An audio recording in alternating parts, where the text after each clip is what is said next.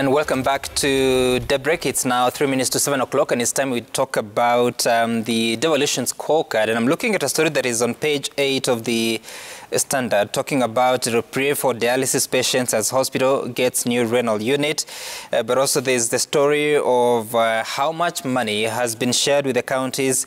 They have started from the financial year 2013-14. Remember, there was some money that was allocated in the year 2012-2013 to prepare for the transition. But since 2013-14 financial year up to now, that is 21-2022, it's on paper 2.6 trillion shillings is the money that has been released or rather allocated to the counties. I say allocated because the finances for 2021-2022 are still work in progress, and you will see that the allocation has been rising from 190 billion shillings in 2013-14 to what we have now, 370 billion shillings, which is the highest it has ever been for these counties. But then also they raise questions about the cash raised by counties since 2013. This is own source revenue, which has been one of the biggest challenges for many counties not able to achieve their targets. They're talking about 270.7 billion shillings across those, should I say, 7 or 8 years.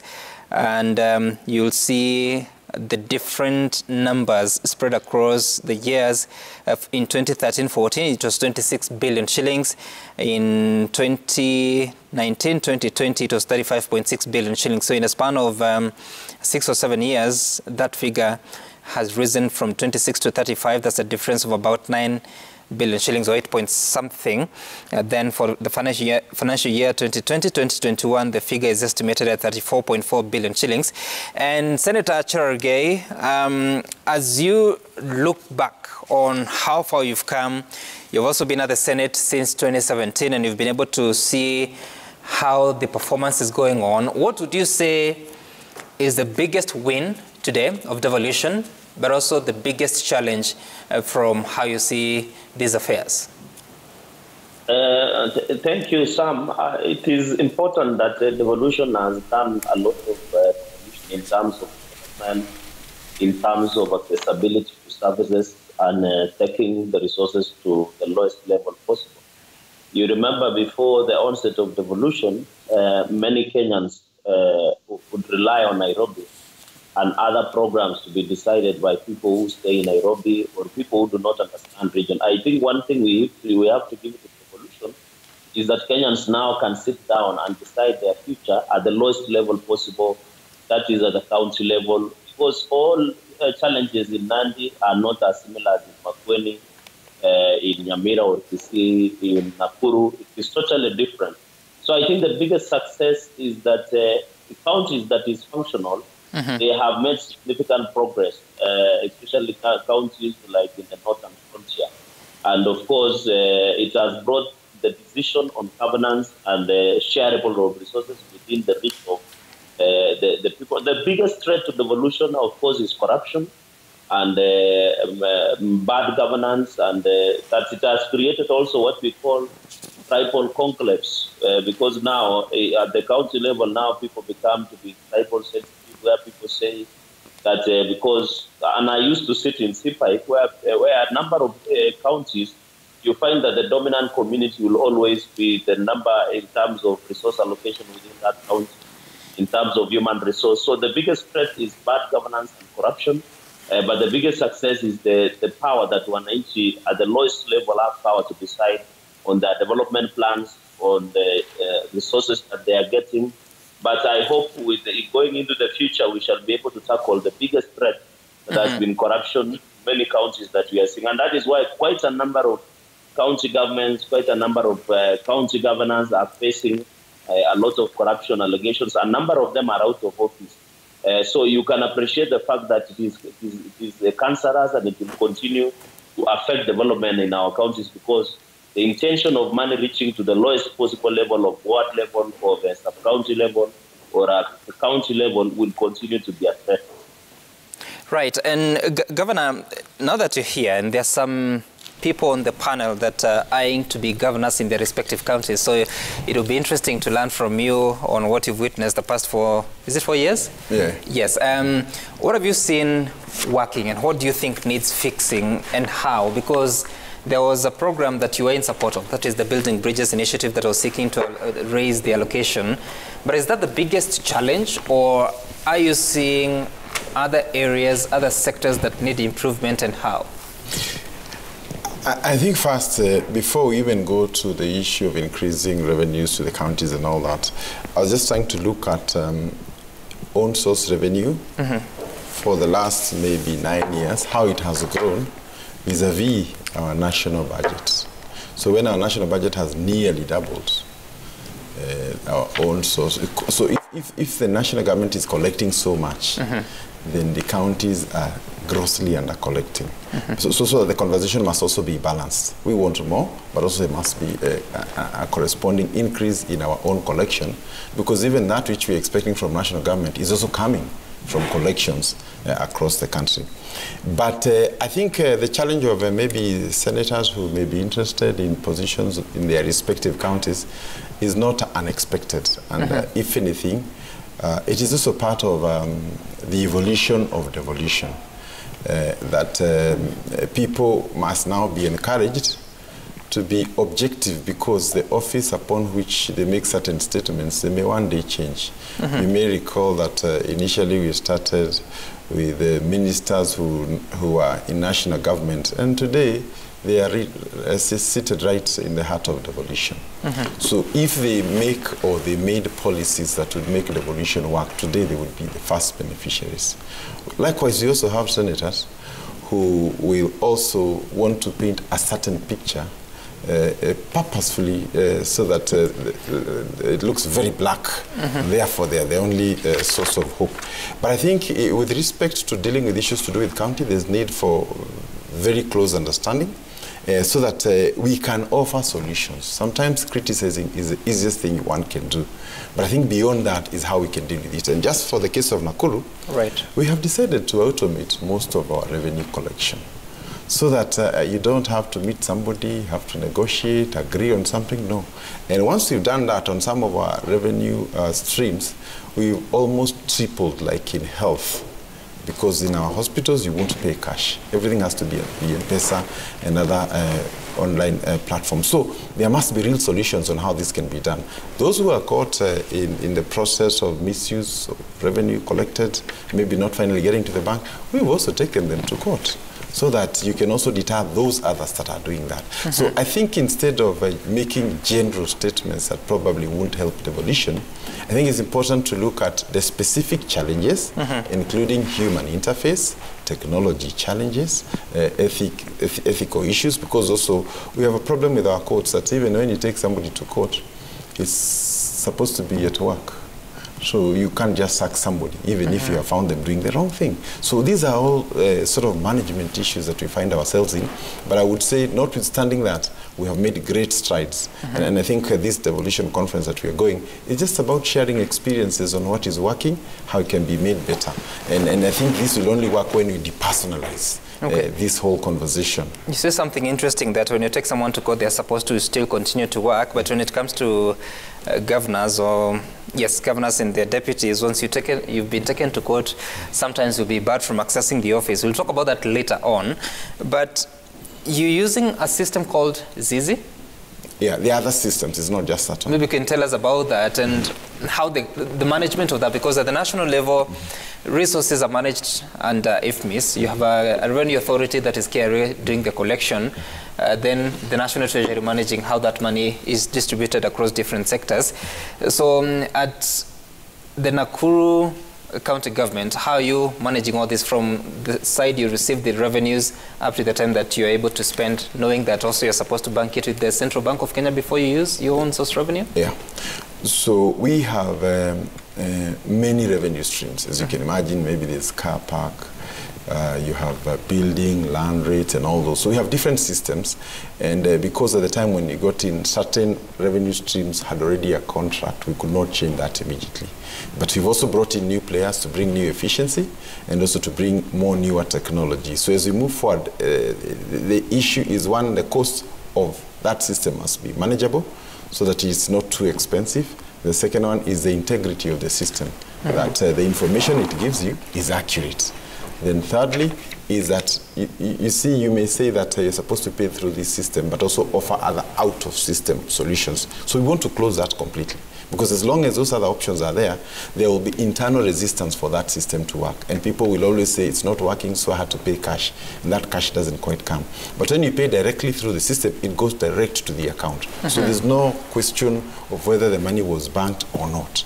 And thirdly is also to ensure that you have a system that allows enough flexibility in the system, but whenever there's a deviation from the contract, then you're immediately able to know. For example, you can track your revenues. Then, you know, if there's a marginal decline of 2 to 3%, that's normal. But if there's a sudden decline, then you're able to pick out and see where the problem would be. So I think those reports are good because you get them almost every day, and they can help you to make decisions. For example, in which areas are you collecting the most? From which taxpayers are you collecting the most? Then you can be able to deploy your resources based also on facts. And I think we've seen a lot of this working. You may have like 10 sub-counties. One is very efficient, the other one is not efficient. Therefore, you may want to know that one who's not efficient, why is it not working? So you can be able to take management decisions based on the system report. Okay, and I'll get back to you with some more questions on how that is working. But Honorable Onyonka. Yes. I was looking at the State of Devolution address by the Council of Governors Chair, Martin Wambora. In June, he said that out of all the county budgets, about 7.3% had been allocated to agriculture. On average, 32% had been allocated to health services, and actually more than at least 34 counties had allocated at least 30% of their budgets to health. When you look at your home county, have you seen that improvement that you'd say we really needed devolution, that 9 years later we're seeing this? How I wish, because I'm an interested party, how I wish I wouldn't respond to that. If you'll allow me, Sam, I'd first of all want to say this. For many of us who've been in Parliament, for few of us who've been in Parliament for a very long time, many Kenyans may not know that it was not easy for us to get the new constitution, which was promulgated in 2010, to have the devolution clauses included in that constitution. In fact, the person who ended up losing his life because of this issue of devolution was Professor Mbai, a man of integrity and credibility from the University of Nairobi, who, when he was making his presentations, he was explaining that the reason why Africa has had all these problems we've had, which are administrative and which are in terms of lack, resource allocation and resource distribution, was because, and that is what has led to very many African countries either getting into civil war or many African countries destroying themselves. So devolution, in a way, saved our country. In real terms, you see development in those areas that money has not been pilfered or wasted. There are certain counties that you will walk in and you will see. Everybody talks about Kakamega. People have talked about Makueni. I'm extremely impressed with what you see in Kisumu now. Of course, there's been some donor funding in Kisumu, but the truth is, even when you include that donor funding, which is not exceptional per se, you can see a lot of work which has taken place. And if you come to the rest of our counties, including our areas in Kisii, it's not that the governor there hasn't done anything. It is just that the expectation was very high on what many of the county governments were going to do. And these expectations including improving the health services, making sure that medicines are available, hiring professionals to run health, making sure that water, which is a devolved function, is available comfortably and easily to most of our Kenyan people, making sure that the roads are done. Because these are all, devolved functions, but again, some roads were left with the national government. In general, my feeling is devolution has succeeded, but how I wish we had the ward fund introduced. In other words, if you look at the software of CDF, money comes, it goes to the sub-county, or rather it goes to the constituency. That money, there's an account which is opened. That money is run by the committee which has been elected and has been gazetted. The money, before it's spent, the committee members sit and they discuss what the prioritization is, what they need for that constituency, and what they need to be done, and how much money is going to be spent on each project. How I wish that is what we had in all our wards in the country. We would definitely see extrapolated growth and development, because the money would actually hit the ground. Of course, my brother Lee is here, and I know you've been doing a very good job in Nakuru, because I have very many friends in Nakuru.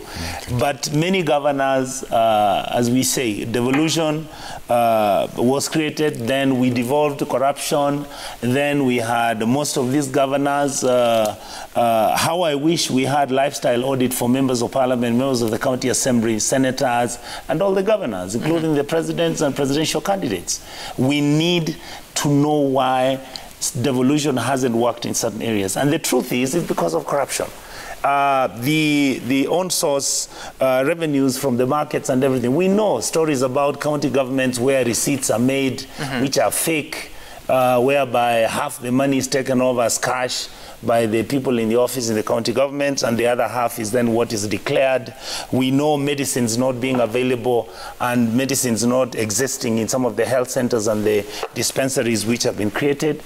But I don't think that this is really the exception. I think that with time, like CDF, when CDF started, I remember Governor Lee, when we started with CDF, it was a mixture of, balancing between what the MP wants and balancing what the community wanted, and then you had the committee members who also. But now I can tell you some. CDF, the money comes, bursaries, you're going to spend 25 million, education, you're spending 35%, you are talking about security, you're going to spend another 35%. It is very clear. Right. Everybody understands that. I wish... You're not responding to my question, which was very specific on Kisii. Yes. You just touched on it. I'm just wondering, what is the real deal? Because, like I told you, at least 34 counties have allocated at least 30% of their budgets to health. Agriculture has taken 7.3% of these budgets in the financial year 2020-2021. Yes. When you look at Kisii County, is it better with devolution or worse? And what are the specific areas that you think the next governor must focus on? Devolution is always better. I am not sure whether my governor has performed exceptionally like we had expected. Maybe our expectations were too high. We haven't created a single factory. Makueni have. Charity Ngilu is already having a factory processing cloth. You have a juice processing factory. I don't know whether that really is what is the panacea. My feeling is that devolution, the fact that the resources went to the grassroots, the fact that something you can see, there is something that has been done. Are you with me? There is something that is being done. If you were asked me to rate, that's why I told you that because I'm an interested party. I told you, Sam, I'm running for senator and I'm in the Simbarati team, which is going to run for governor. I wouldn't want to start criticizing the current governor for having done wonders or having done less. I would want to say that in the coming dispensation, there are gaps we are noticing. For example, it is not very obvious that you can go to any health center in Kisii today and find medicines available. I don't know whether that is a structural problem because KEMSA is not able to supply the medicines. Maybe Governor Lee can explain that. I know that the government is releasing about 150 to 250 million shillings to buy the medicines, which then go to Kisii, and there's an averaging of all the counties. I know that we have got water that has been done by the national government in a place called Kegati, but we don't have pipes to reticulate the water. I know that agriculture has completely nearly failed. We have about 18 coffee factories in Kisii. Out of these 18, we have only one which functions. Why have we let the other 16 or 17 to collapse? I mean, these are things which it borders on... All those are devolved functions, but yes, sometimes with some help from the national government. Policy. It is policy that makes some of these actions, some of these factories, some of these industries, some of these health facilities to function. Okay. If the policy is not effective, then the results will be minimal. Yes. And Senator Kasanga, let me just reflect on some numbers here. I'm looking at the report of the Controller of Budget on implementation of budgets for financial year 2020-2021, and you're right that Nakuru County really posted an impressive performance because their on-source revenue target was 1.8 billion shillings and they reported 1.6 billion shillings performance. That's 90.5%. In terms of revenue collection in absolute figures, that might be second to probably Nairobi County. I'll confirm that. But if you look at nationally, there was a target of 53.6 billion shillings, but the actual collected revenues were 34.4 billion shillings, which is 64.2%. For Kisii County, you are below average because the target was 650 billion shillings. You managed 403 billion shillings. For Nandi, where Senator Samson Cherargei comes from, the target was 405 million shillings. They managed 261 million shillings, which is 64.4%, just slightly above the average. For Makueni County, your target was 1.01 billion shillings. You managed 527 billion shillings, which is below average of 51.7%. And when people talk about devolution successes, they pinpoint Makueni as one of those. As a person who comes from that area, do you feel the same? And what would be affecting the revenue collection to the tune of missing it almost by half? Sam, thanks for that question, but I'll want to answer it a little bit more generally as opposed to pinpointing. Because just like Honorable Nyonka, I also have interests when it comes to the political angle of it. But I'll say, as one of the points that I had put down on the misses of devolution, of course, without understating the fact that devolution is probably the best thing that has happened to our nation since independence. Without understating that, one of the misses that I had put into place is the fact that our counties are not yet figuring out these models for self-sustenance. And I have to commend the governor of Nakuru, because I believe digitalization is a very key component to having this success happening. So for the counties that will go with the digitalization of most of their functions, you will begin to see success beginning to happen. Because what happens is you have a more efficient way of collection, you have a clearer way of understanding how the funds are moving around, which means accountability, which means you can pinpoint anywhere where there's leakage or there's a loophole. So that is one of the big issues. The other is capacity building. You'll find that county governments that are capacity building, are employing professionalism towards some of their activities, you find that they are better performance, in which case they're giving better service, in which case then they're collecting a few more coins and a little more revenue in the place. So I think it is about time that counties now begin to look at models that can be more self-sustaining. And in fact, I differ with the idea that a county government does a factory. I believe that, county governments have no business doing business. Their work is to provide an enabling environment for business people to come and do business. Therefore, they can employ massively, and then the county government So when you don't find any agro-processing plants, does that reflect on the inability of a county from facilitating that? Don't put words in my mouth, no, Sam. I think you're looking for juicy things to put in your social media. No. It's a different of perception on how governance should be done. So let's be clear. I'm not saying or criticizing. I'm just saying in my mind that I take a different view, that county governments need to just provide that enabling environment. So we should be seeing more PPPs. Let the private sector also come in, give them those enabling environments for them to come and set up what needs to be set up. Let them do business. Let them, hire a lot of people. We have a lot of young people out there in the counties who don't have work. They can't all come to Nairobi. So the county governments need to expand that space. And in expanding that space, we expand the tax collection that then will happen. So these are different thoughts that I think county governments now going forward, come next cycle of election, we need to look at how to create more self-sustaining models for our counties, and that is really, really critical. This issue of on-source revenue is a big issue, is a big problem, yes. All right, and I just want to correct something I just said a few minutes ago, that Nakuru is second to Nairobi. There are several counties that are ahead of Nakuru, including Nairobi's, that were able to collect 9.9 billion shillings against a target of 16.2 billion shillings, that being 61.4%.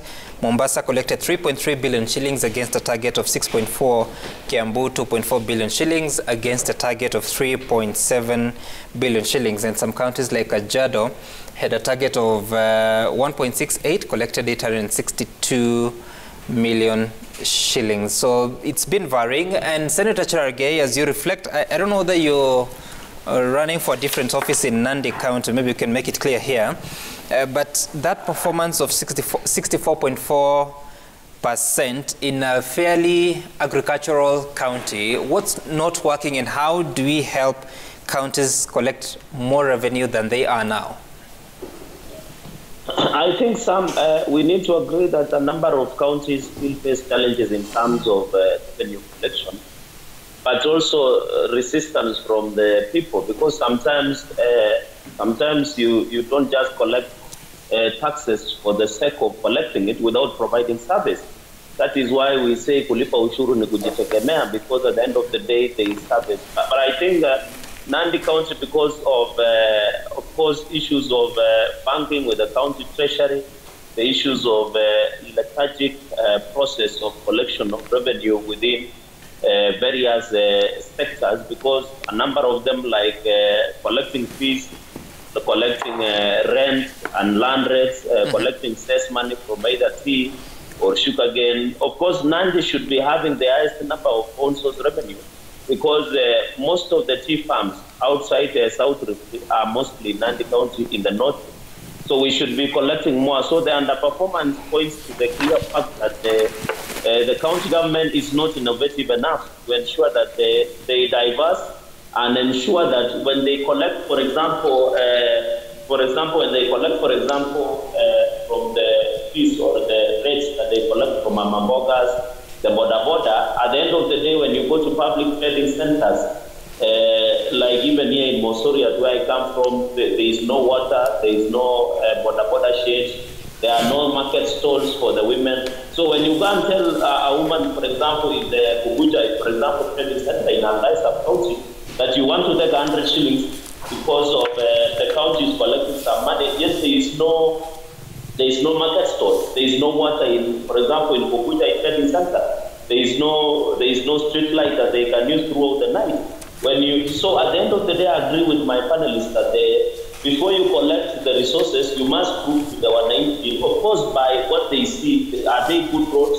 Are they, when they go to the hospital, are they drugs? Because, of course, everywhere, as I agree with Onyonka, that most of the county dispensaries and county hospitals, like also here in Nandi, it's harder to get even Senator, at any of the trading or any of the hospitals. So I really want to say that the underperformance in the on-source revenue, because in as much as there is a big challenge of getting the equitable shareable revenue, and of course we have called out the national treasury for the disbursement of county funds, it also boils on that the same money that you are collecting should also reflect on what you are doing for the people at the grassroots level. So for and Senator, that the counties still have a big challenge. Senator, just hold on. Like Sam, where I come from, it is agriculturally there is a lot of rain. So I from the onset, a number of counties still face a challenge because they have unique challenges. The national is a lot of rain because they are challenges. So the because they could be one of the challenges in terms of So that's a challenge, but they must be But Senator, now that you highlight the challenges in Nandi County so eloquently, one wonders, the Senate was supposed to be oversighting devolution, but also helping in coming up with bills that would facilitate better performance. In this country, the past 2 terms, it has been a case of when you hear a senator trying to talk about their county, it's misconstrued or construed to be fighting the governor just because they might be interested in succeeding them. What do you think is the best role of the Senate when it comes to these matters? And also senators like yourself, what would be your best role in Nandi County to help in resolving these challenges? I agree that, of course, Senate are there and oversight. That is why the county governors appear before the Senate public. That is one of the tools of the oversight, of course. Those what we call social audits. That's another aspect where the senators visit county government projects that have been doing a number of that. Nandi have been hospitals and many other counties. Senator, let's give you an opportunity to adjust your microphone because your audio is going off, and then we'll get back to you. But Governor Lee Kinyanjui, so listening to all these concerns about revenues and everything, how is it working with you with the bureaucratic requirement that you deposit the resources with the National Treasury before it can now be released back to you for use? Yet sometimes the exchequer releases are late. Okay, thank you, Sam. First, to confirm that our revenue was actually 2.82, not 1.6, as you had said. Reading the Control of Budget Report, 2020-2021. 2020-2021. This is the year we are. I think you can check, it's 2.8, because it includes our FIF, which is the health collections. Total is 2.82 billion. But having said that, I think, without systems, no country or even company can run. So I think these systems are extremely important, both to the county and also to the residents. And I think it is for this reason that we've been trying to implore upon our residents, instead of you agreeing to some sort of out-of-system solutions, the moment you pay even 20 shillings into the system, you're building your county. You are ensuring that there is medicine. So you find that whenever there are alternative ways of solving issues, and I can give you an example, most of the counties, not just in Nakuru, people who want to develop their lands will have like 2 sets of development of drawings. So one is the one they present to the county, which shows less square feet sort of thing. So you pay maybe 50,000, and the real one, which you actually implement, which would have probably paid 300,000. So I think we need to first of all, is to digitize how you present your drawings, and a confirmation of whether what you've written is what is there. Actually, my view is if we're able to close the loopholes, which are so rampant across all the revenue streams, most of the counties would be able to more than double their revenues even in 1 year. If you look at how many of the land rates are paid, say in any county, it's to the range of 20 to 22%. So you have a whole 78 that has not been paid. So I think also, as much as we have issues with the national government, I think a similar energy must also be expended in also resolving local revenue collection challenges, so that also we can reduce dependency on the national government and the exchequer. Lastly, the Controller of Budget Office was meant to be facilitative, so that you make your request and it comes within reasonable time. We have had chronic challenges, and you make your presentation, you have the resources in your budget, but it takes 2, 3, sometimes even 4 weeks before that can be done. Or they keep asking one paper after the other, and it takes too long. That was not what that office was meant to do. It was meant to simply track payments. But if a contractor has to wait for 3, 4, 5 weeks, then it means even when they are bidding next time, they will have to cost the value of money that I may take a month or 2 or 3 before I get my job paid. And before now you bring the payment to the controller of budget, it has gone through internal processes. So maybe that could be another 1 month. So is it the delay by the control of budget or the delays in the availability of the resources from the National Treasury? You cannot seek payment for what you don't have. So whatever you ask through the control of budget, they must pay, because that is money that is in your account at the Treasury. There are no moments where the National Treasury is late in releasing these funds. We have had press conferences from the Council of Governors about that. That's a different matter. It is true, but that's a different matter. But I would like to respond to that because I sit in the Budget Committee. Okay, carry on. The national government has always given money to the county governments every year without failure. For the last 9 years, there is no county that has not received its money. If there is a delay, it's about a month, maybe 2 months. That is the true position. You've never, Sam, have you had the whole of this year any governor complaining that they have not received money? No. It just delays. And that money never goes back to the Treasury. It's left under with the IFMI system, and it's released to the county governments to continue working. I come to what Governor Lee has said. Digitization, excellent. It closes the loopholes, it reduces leakaging, and it increases the ability for the funds to be utilized. But you see the problem, Governor Lee, that we are having at the grassroots is that voters are not willing to actually pay their taxes that is due to you as a governor or to your county as a governor, because the voter feels like they are not getting value for their money. So this is something that, because we have devolution and the management of our systems, you as a governor, and indeed anybody, I think for me, who is going to make sure that his voters increase. You remember, when President Kibaki took over, the collectible revenue was about 640 billion. Remember Lee in the coalition government. After that, Kibaki's collection increased from 600 to 900. And the reason was people started saying, at least with Kibaki, we can see where our money is going.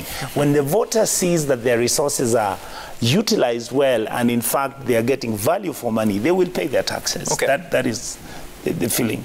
Last item I wanted to bring in very, very quickly. The issue of transparency of utilization of money by the county governments is a question. I don't think it's an exception, because we have those issues with the national government. We have the same issues even with us members of the National Assembly, and we have the problem with the county governments. The problem also that has come up now is the role of the senator. The Senate is actually to play an oversight role. And like Madam Kasanga mentioned, Senator Kasanga mentioned, the rulings which came out of the court, I hope the Supreme Court will have an opportunity to really interrogate this matter, because what is the Senate meant to oversight? The truth is, and I heard you ask this very good question to my brother Cherargei, the relationship between the Senate and the governor was never meant to be adversarial. They were not meant to be enemies and disagree. No, it is that somebody somewhere has to ask the county government, what have you done? Is all this working out right? Does the Senate office have expertise that is able to, for example, to audit? Senators don't have. And how do you do that? As a senator, let's assume if you're elected Senator of Kisii. Yes. As a Senator of Kisii, how do you oversight your governor without that feeling of interference, or you bidding for their seat in the next election? I'll give you an example. If I get a report from the Auditor General's office and I have issues which have been raised by the control of budget, what is wrong with me sitting with a team of individuals from the Senate office and asking the governor what the challenges are? Why is it, for example, why don't we have medicines in health facilities? Why is it that we have water which is being pumped, it's available, but we are not able to get pipes? What is it? Why would you have 20 million liters of water in a place called Kegati Water Project, which is running downriver, but the county government is not able to give us pipes? Okay. So my argument is, the governor doesn't have to have a war with the senator. I don't think the drafters of the Constitution really wanted governors and senators to continue fighting each other. Is that what you've seen? Have you seen any senator working so well with their governor? In fact, most of the senators never did what they were meant to be. Most of them never did. Senator Cherargei. I'll give you an example. I know why you are looking shocked. When was the last time that your senator went to the county government and sat and gave the state of the county address? That is what I'm asking. Senator Cherargei, because you're the senator here, representing your county, elected by the masses or the voters, how do you do it at a personal level? Because I have heard you've given several press conferences and you've said how wrong things are in Nandi County. How exactly do you exercise your role as a senator, not as a member of a certain committee? He's muted. Sorry, Senator, we can't hear you. Something is wrong. You might be on mute. Okay, I think I've been unmuted now. Yes, go ahead. Sam, what I'm just saying is that, as I explained before I lost the mic, is that there are many ways you can do oversight. But there is, of course, I agree that the intention of the Constitution, the relationship between the governor and the senator was not supposed to be adversarial, as my brother has put it. But I was explaining that there are tools of doing oversight. Apart from sitting in a committee or the governor appearing at the Senate Public Investment Committee, there is also the aspect of what we call social audit, where as the senator you visit some of the county projects that I've been doing and maybe talk to wananchi there. If it is a dispensary, you can be able to listen to their challenges. I think the biggest challenge has been how to put county oversight programs that we already have. I think what I can say, when you are doing oversight at personal level, you also as a senator must go to the ground and be able to look at some of those projects. And you engage your wananchi, because sometimes some of those projects have been allocated money, and therefore you will be able to get the true facts on the ground. So oversighting as a senator in Kenya is still there is a thin line between where people see that when you're oversighting the governor, it is something like personal, or because you want to run against him or against her at some point of, in the coming general election. But I think the intention and the drafters of the Constitution was that there is always the oversight that we do in Senate.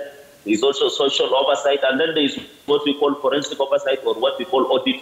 Auditor, where my brother has alluded to, where you get the Auditor General report. And I can say on several occasions that my governor and other governors have appeared before Public Accounts Committee. We normally ask those audit queries that the Auditor General has raised. Then at the end of that session, we always ask the county governments or the county governor, what are the challenges?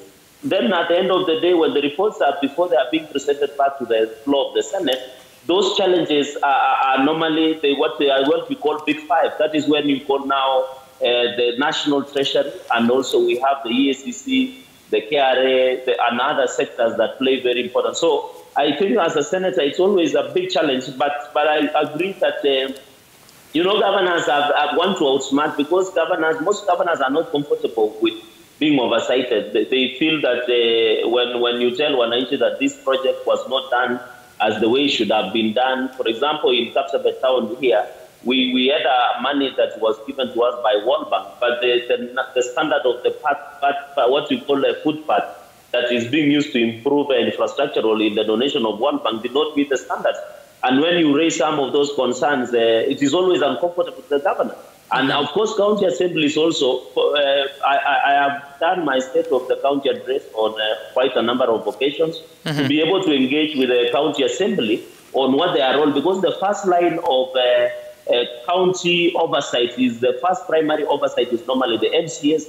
And therefore, when you engage them, you must be looking at them. And then finally, is that mismanagement of the county resources. As you are aware, I agree with Richard Ranyonga that all county governments, all 47, in the last 4 financial year, by the close of June 2021, the other day, all counties have received their all disbursement despite a few delays. And then a number of them, some have also received, because we have been passing cash disbursement schedule within the Senate, a number of them also have received.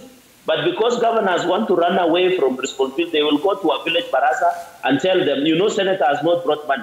We don't have money, so we can't do XYZ project. But I want to say that all national money has been given. For the press conference that I've been issuing, because of course there has been proven, Citizen TV has covered when we lost, when the allegations of issues of loss of cement, 200 million meant for ECT, when tires and many others were lost within county governments, and 18 county officials are in court. I agree with Governor Lee Wanjui that the biggest challenge, of course, is that having county staff facing court cases, and you need them to work because in Nandi, 18 of them are in court because of corruption allegations, because 200 ECD was lost, bursary money, number of 13 million was lost, and most of them, like 18, are in court.